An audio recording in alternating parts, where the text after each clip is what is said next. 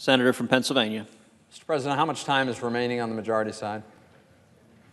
10.5 minutes. Okay, thank you, Mr. President. I'll be brief because I think my colleague from South Carolina has a comment he wants to make. Let me just respond briefly to my colleague from my state of Pennsylvania. Our bill increases the child tax credit. Our bill lowers the tax burden on every category of income earners, including working families, middle-income families, every category. As my colleague from Colorado demonstrated kindly, he showed in the chart that the biggest proportional savings go to the lower income families. And the pro-growth policy is going to create more job opportunities at higher wages. So let's see. More money in child tax credit, less taxes owed on the part of families, and more job opportunities and higher wages. I think it's a pretty safe bet that that's good for kids. I think it's a pretty safe bet that when families get to keep more of their money, that's probably good for their kids. I think most of my constituents would probably agree with that. We've heard folks on the other side suggest that we're actually not cutting taxes on the middle class. This is unfortunate because we have enough areas where we disagree without having to make up areas that aren't true. Our friends on the other side like higher taxes. We like lower taxes. They like to redistribute wealth. We like people who earn it to keep wealth. We focus on growing the economy. They want to grow government. We've got honest differences in priorities. So I wish we would focus on where there are actual differences and the facts in question. But there is no question that we're lowering taxes on middle-income families because we're lowering taxes on every category of wages. Now, the people who are watching on C-SPAN, people who are listening to the gallery, must get a little frustrated. I must ask themselves, well, who can we believe? We hear one side say, this is lower taxes for working families. We have the other side say, oh, it's higher taxes. So I have a suggestion. I know there's a solution. You could look it up at joint tax, but that's tedious. You have to go to the website, you have to find it, and then you'd see in the tables, because they're unambiguous, the taxes owed goes down in every category. But you know where people are going to know for sure what the answer is? It's going to come in January when the withholding in their paycheck changes and when their take-home pay goes up because the taxes they owe goes down.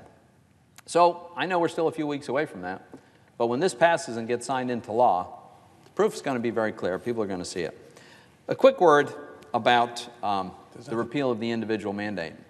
My friend and colleague from Oregon described it, I think I'm paraphrasing, but I think I get it about right, that he described the repeal of the individual mandate as driving a stake through the heart of Obamacare, something equivalent to that.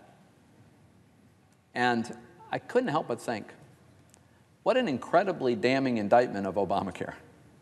Think about what that means. Think about what they're saying. If repealing the individual mandate drives a stake through the heart of Obamacare.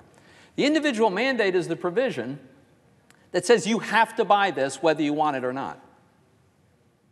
You have to. You're forced to. The government dictates the terms, the government effectively dictates prices, and you must buy it. And if you don't, you'll get hit with a penalty, a tax penalty. Now, we don't actually repeal the mandate, but we eliminate that tax penalty, and that is going to be very helpful for low and middle income families, working class families. In Pennsylvania, 83% of all the people who get hit with this individual mandate tax live in a household with income of $50,000 or less. That's who's paying this. But what I wanted to stress for a moment is what a damning indictment it is of Obamacare, that it only works, according to its proponents, it only works if people are forced to buy the product. It's so badly designed, it's so terrible, that people won't buy it voluntarily, despite huge subsidies. Because we don't change any of the subsidies. They're all available to anyone who wants to participate. We don't change the rules. We don't change eligibility. We don't change anything except one thing. We say, if you decide that this plan doesn't fit your families, or if you decide that for all the subsidies you get, it's still not worth it for you to have this plan, and so you opt out, you will no longer be punished with this tax. That's the only thing we do in this bill.